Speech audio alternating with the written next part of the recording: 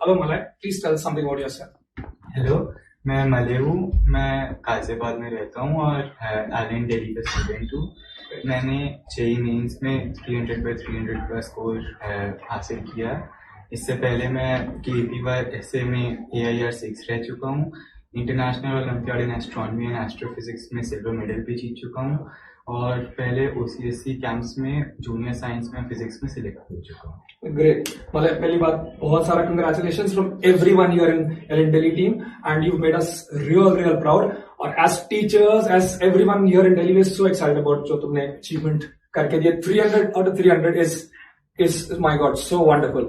मैं चाहता हूँ कि जो स्टूडेंट्स आपको देख रहे हैं ऑल अराउंड इंडिया, आप कुछ उनको बताएं कि कैसे आपका ये journey, did you ever think कि आप आईटी जी टॉप कर लोगे या पहले प्रिपरेशन की 300 में 300 आ जाएंगे और was it something else? Preparation के वक्त तो मुझे यही लगा था कि एक आधी सीरी मिस्टेक हो ही जाएगी। राइट। तो 300 लाना मुश्किल है, लेकिन पेपर होने के बाद लग रहा था कि आ सकते हैं। That's great.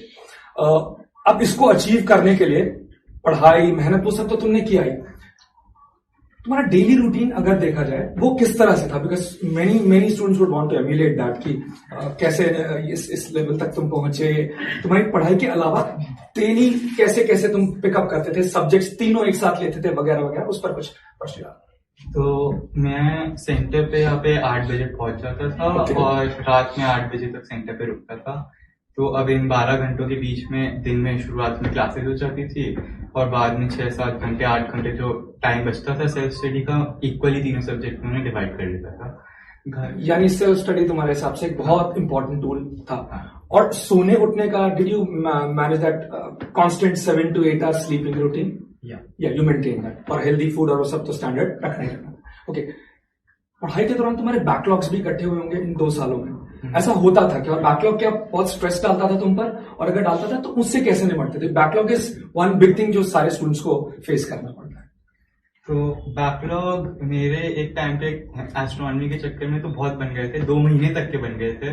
तो मैं सर से ये पूछा था कि बैकलॉग कैसे क्लियर करूं। तो सर की बहुत अच्छी एडवाइस थी कि उसे छोड़ दो, अभी जो चल रहा है उसे बहुत अच्छे से प्रिपेयर करो, फिर जहां ब्रेक मिले, जहां टाइम मिले, जहां छुट्टी हो, तब उस बैकलॉग को लेके बैठो।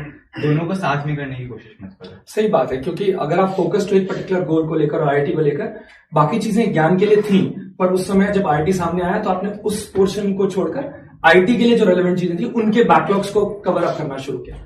कोई सीक्रेट हैक, कोई ऐसा स्पेशल चीज जो तुम जादू ही करते थे पढ़ाई के लिए? नहीं, जादू पढ़ाई में कुछ जादू नहीं है, बस बार बार हार्डवर्क और बार बार लगे रहना ही होता है। और वही चीजें करने के बाद बार बार प्रैक्टिस करते रहना, वो जरूरी है। एक और क्वेश्चन मेरे को एज ए टीचर ही आता है, फिजिक्स केमिस्ट्री मैथ्स से तीनों लेकर चलते हैं, तो क्या तीनों का पढ़ने का तरीका, अप्रोच सेम है कि शायद तीनों का जो नेचर है अलग अलग है? तो तुम क्या स्ट्रैटेजी बनाते वक्त तीनों को बराबर टाइम देना है या केमिस्ट्री को ज्यादा देना है, ऐसा सोचते थे कि वो शायद इस पर होता था कि कौन सा टॉपिक मेरा वीक चल रहा है उसके हिसाब से टाइम का डिवीजन कर दे? Was it like a simple maths average की 1/3 या इट डिपेंडेड कि कितना वीक कौन सा हो गया उसको ज्यादा दिया करते? Big question. हाँ, बहुत वेरिएबल है इसमें। जब लेक्चर्स चल रहे थे, जब सिलेबस पूरा नहीं हुआ था, तब क्लासेस होती थी, तो सेल्फ स्टडी को भी बहुत ज्यादा टाइम नहीं था, तो तीनों का जितना काम होता था उनके हिसाब से टाइम डिवाइड हो जाता था। फिर सिलेबस खत्म होने के बाद वाले फेज में टाइम इक्वली रहता था, लेकिन लास्ट में आते आते पता चल जाता है कि कौन सा सब्जेक्ट वीक है, कौन सा स्ट्रांग है।